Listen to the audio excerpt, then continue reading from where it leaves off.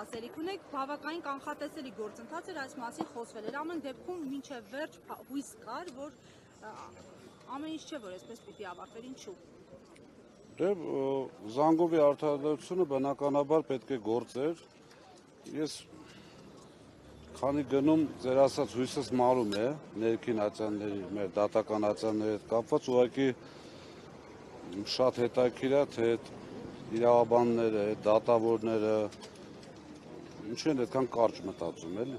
Այսինքն վերջին հաշվով արդարադատություն իրականացնելը դա չի նշանակում, որ պետք է իրենց սկզբունքներից դուրս եւ ընդհանրապես իրավաբանությունից դուրս ինչ-որ բաներ անեն, բայց Աստված իրենց հետ այդպես են որոշել, թող այդպես անեն։ Պարոն Փազինյան, իսկ ընդհանրապես փեցի շուրջ եղել է իշխանությունների հետ քննարկում, միջև այս հայտարարությունը, որ գերակաշահի ճանաչման ճանապարհով են գնացել, որտեղ ինչու, այսինքն առաջարկ եղել է մերժվեց կողմից, ինչ։ Եթե լսել եք, ես հայտարարել եմ, որ 21-ը վերջնաժամկետ էր, 17-ին տարածքային կառավարման նախարարությունը ելք է արել առաջարկը, 20-ին մենք բանավոր տեղեկացվել ենք, որ այդպիսի առաջարկ նամակ կա, փաստացի հայփոստից ստացել ենք 25-ին։ Այսինքն անգամ եթե 17-ին ստանանք, ողջամիտ ժամկետ պետք է տրվի, չէ՞ առաջարկին պատասխանելու համար։ Ամեն ինչ արել են, որ մենք ուղղակի չկարողանանք պատասխանել, որովհետև 21-ից հետո պատասխանելը արդեն անիմաստ է, ժամկետը վերջացած։ Ի վերջո հեծը ում է բաժին հասնելու ձեր ենթադրություններով, ինչ է արվելու հեծի հետ, ինչ ճակատագիր է սպասում, որովհետև հիշում ենք, երբ Կարապետյանի շուրջ մեկնարկեց այս process-ը, նույնիսկ միջազգային փորձագիտական շրջանակներ ուղիղ հայտարարություններ էին արել, որ քննարկվում է հեծի կառավարումը թուրքական ինչ-որ ընկերության փոխանցելու հարցը։ Այս իշխանությունների պարագայում ես որևիցե բան չեմ բացառում եւ չեմ բացառել։ Իրենք ամենայն դեպս մինչ այս պահը հերքում են, դուք ինչ կանխատեսում ունեք։ Հաշվի առնելով իրենց գործելավոճը 21 թվականի նախընտրական ծրագիրը, կառավարության ծրագիրը, հիշում եք, չէ՞, ինչքան բան կար այդտեղ եւ ինչքան բան չկա այսօր արդեն, Արցախից սկսած։ Հեծը միշտ եղել է ժողովրդին, անգամ Սամվել Կարապետյանի սեփականատեր լինելու պարագայում եւ համոզված եմ, որ լինելու է ժողովրդին է։ Այսինքն եթե անգամ ինչ-որ գործողություններ արվում են ընտրությունների միջոցով, միանշանակ արդարությունը կվերականգնվի, ոչ միայն այս դեպքում ընդհանրապես։ Պարոն Ղազարյան, Արցախից խոսեցիք, Նիկոլ Փաշինյանը երեկ նաև անդրադարձել էր Արցախին, ինչպես նաև պատարակների ժամանակ Արցախի եւ արցախահայության մասին խոսելուն, նշելով, որ ամենայն հայոց կաթողիկոսի գլխավորությամբ պատերազմի կոչեր են հնչում, ըստ էության ռևանշիստ եք դուք, ամենայն հայոց կաթողիկոսը, այն մարդիկ, ովքեր ընդհանրապես խոսում են Արցախի մասին։ Մի արտահայտություն կար, չէ՞, Թշնամի պետության ղեկավարի կողմից տնային աշխատանք ունի կատարելու։ Հիմա տնային աշխատանքն է կատարում, ուրիշ ոչ մի բան չեն կարող արգելել, իրենք ինչքան ուզում են խոսեն,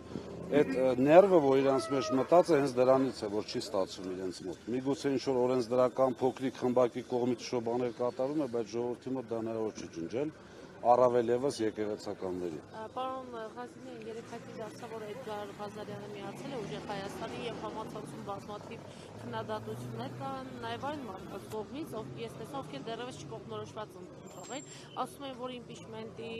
այսպես ծրագիրը գաղափար առաջ տանող է, այսօր միացել է մի թիմի, որը իմպիչմենտի կողմնակից չէ։ Այս քննադատություններին Ղազարյանը նախ առաջինը Ուժեղ Հայաստանը խորհրդարանական խմբակցություն չունի, որպեսզի կողմնակից լինի կամ չլինի, այդպիսի կարծիք ամենայն դեպս մեր կուսակցությունը չի տարածել որևէ հայտարարության ձևով։ Ինչ վերաբերում է պարոն Ղազարյանին, այո, մեր թիմում է, չեմ խոսել հետը դեռևս այդ թեմաներով, բայց ես միանշանակ ողջունում եմ, որովհետև պայքարող տեսակ է, պայքարող մարդ է, ինչու՞ է խնդիրը։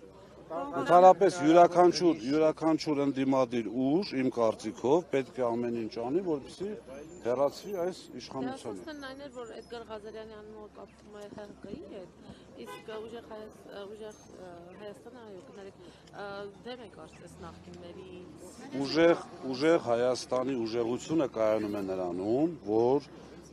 ներգրավելու է բոլոր կարող ուժերի եւ այն մարդկանց, ովքեր մաքուր են, ձեռքերը մաքուր են, անբասիր են, կապ չունի որ ուժին են հարել եւ կոնսոլիդացիա է ապահովելու։ Սամվել Կարապետյանը, ես անձամբ ճանաչելով Անդերս ձեզ ասեմ, չի եղել որևիցե մի խնդիր, որտեղ ինքը այլ մոտեցում դրսևորի, քան այսպես բարիշացնելը կամ մտերմացնելը կամ խնդիրը լուծելը։ Եւ ԿՊ-ից պատրաստ եք մարդ ընդունել։ Ես անձամբ չէ, փոքրիկ խմբակից չէ, մնացածից այո։ Բայց օրինակ նախկին ԿՊԱ-ականներ կան, որոնք միացել են օրինակ մեր ձևով շարժման։ Ծաղիկը Վարդանյան, որ տարիներ շարունակ եղել է առողջապահության նախարարության պատասխանատուներից օրինակ։ Եվ այսինքն չէ, ներողություն, եթե դուք վերցնեք այդ մարդկանց, օրինակ նույն Շուշանյան Լիլիայի դիմումը ազատման վերաբերյալ, վերցնեք մեկ այլ մարդու դիմումը, վերցնեք Ծաղիկ Վարդանյանի մասով ճիշտ ասած տեղեկացված չեմ, բայց ինչքան գիտեմ հեռացրել են աշխատանքից, այսինքն սրանց այդ անհամաձայնություններ ունենալու դեպքում հեռացված, ազատված կամ սեփական կամքով հասկանալով, որ ինչ է կատարվում, մարդիկ ազատվել են, բայց կարող ուժ են, ինչպես կարելի է չգնահատել։ Չէ, ես իրենց չեմ համարում փոքրիկ խմբակ, ներողություն, մի պատճառով։ Դա նշանակում է, որ մենք 18 թվականին բոլորին այսպես առանձնացնենք մի կողմի վրա, ասենք մեր հետ կապ չունեք։ Շատ մարդիկ հավատալով, հետո նաև հասկացել են ինչ է կատարվել եւ հետ քայլ են կատարել։ Պլան B ունեք, եթե թույլ չտան ընտրություններին մասնակցեք, ինչ է արվելու։ Ունեք այդ ծրագրերը։ Անի ջան, որ ասենք ինչ է արվելու, արդեն պլան չի լինի։ Բայց ունեք։ Իհարկե ունենք։ Պարոն Ղազարյան, եւ այժմ հեծի շուրջ եթե գնի առաջարկ լինի կառավարության կողմից հնարավոր է բանակցություններ մեկնարկել։ Գնի առաջարկի ժամկետը վերջացել է, իրենք արդեն երեկ էլ հայտարարեցին, որ գնում են գերակաշարի ճանապարհով, դա նշանակում է գնահատում եւ վճարում։ Այստեղ հեծի համաձայնությունը պետք չէ, օրենքով սահմանված կարգով։ Արտաքին հետախուզության ծառայության հայտարարության մասին ինչ դիրքորոշում ունեք, ուղիղ սլաքները կարծեք ասոցացվում են հենց ձեր հետ, թեև անուն չի նշված, երկիր չի նշված, բայց դե հասկանալի է, ում նկատի ունեն, ինչ դիրքորոշում ունեք, ով է ում ճնշում, ինչ են ներկայանում, տեղեկություններ ունեք եւ ինչու հիմա այս հայտարարությունը։ Եթե մեր ուժի առաջնորդը մարդ է, որը շատ երկար տարիներ անցկացրել է դրսում, այնտեղ է իր կարողությունը, իր աշխատանքի արդյունքում ունենա չէ երևի շատ համակիրներ, Հայաստանի քաղաքացիներ, բայց դրսում աշխատող, դրսում հայծյա ունի, թե պլաստմասե ունի։ Այսինքն, այստեղ նորից խոսքը գնում է վատաբանելու, չգիտեմ։ Ռուսաստանից մարդիկ չեն բերվելու ավտոբուսներով մի խոսքը։ Մենք այդպիսի նպատակ չունենք, մենք այդպիսի ծրագիր չունենք, Ռուսաստանին թիրախավորելու շատ սխալ է, որովհետև այս պարագայում ես անձամբ կարծում եմ եւ իմ ունեցած ինֆորմացիաներով, իմ զանգերով, մեր ընկերների զանգերով հասկանում ենք, որ ոչ միայն Ռուսաստանից, այլ նաեւ ամբողջ աշխարհից հույսը տեսնելով մարդիկ միգուցե գան, ես չգիտեմ, քանակ չեմ կարող ասել, բայց կազմակերպվածություն որպես այդպեսին չկա։ Պարոն Ղազարյան, եւ ինչ եք կարծում անվտանգության հետախուզական ծառայության այս հայտարարությունը։ Արդյոք հող է նախապատրաստում ընդդիմության նկատմամբ որևէ գործողություն իրականացնելու, այդ թվում ուժեղ Հայաստանի։ Ճիշտ ասած, առանց այդ հայտարարության էլ մենք պատրաստ ենք եւ սպասում ենք, այնպես չի, որ մտածում ենք չի լինելու։ Ուղղակի շատ վատ է, որ արտաքին հետախուզական ծառայությունը աշխարհում այսօրվա կատարող իրադարձությունը այդ ունեն մեր տարածքցեն։ Հիշեք 18 թվականին, գիտեք, օբյեկտիվ չեն, կեղծ են, ոտքից գլուխ։ 18 թվականին ովքեր կար ասեն եկան պաշտպանեցին, վերջում փախան։ Բնակարաններ էին գնում, այստեղ պետք է բնակվեին, ողջունում էին Սփյուռքի մեր հայրենակիցներին, ու նույն մարդիկ այսօր խոսում են, որ այսօրվա ամենաուժեղ մարդը ընդդիմության մեջ, որը միանշանակ լինելու է հաջորդ վարչապետը, ունի համակիրներ դրսում։ Թող ժողովուրդը գնահատի։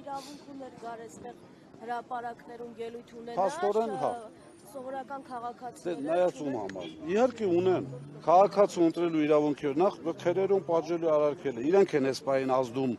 Իրենք մոտարապես գիտեք ինչ են անում, որ այդ քաղաքացիները կան վախ ունենան, հանգարց խնդիր չունենան այստեղ։ Այսինքն դրսից ով եկավ միանշանակ ընտրելու է ընդդիմություն Սամվել Կարապետյանի դեմքով, վախենան չգան, որովհետև իրենք այսպեսի հայտարարություն են տարածում։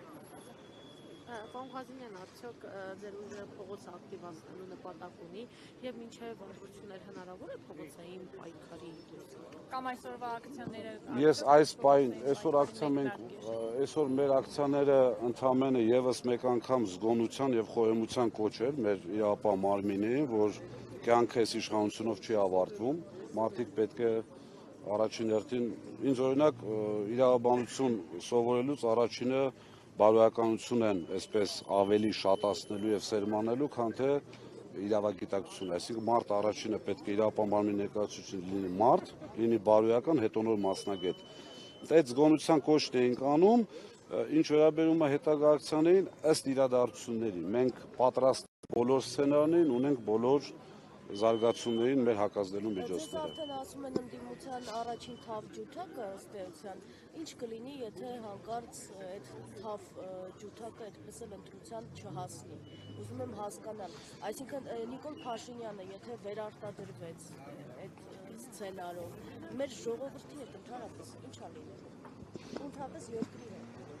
Չեմ էլ ուզում մտածել դրա մասին, որովհետև շատ վատ բան է։ Ինչ որ եղել է, դրանք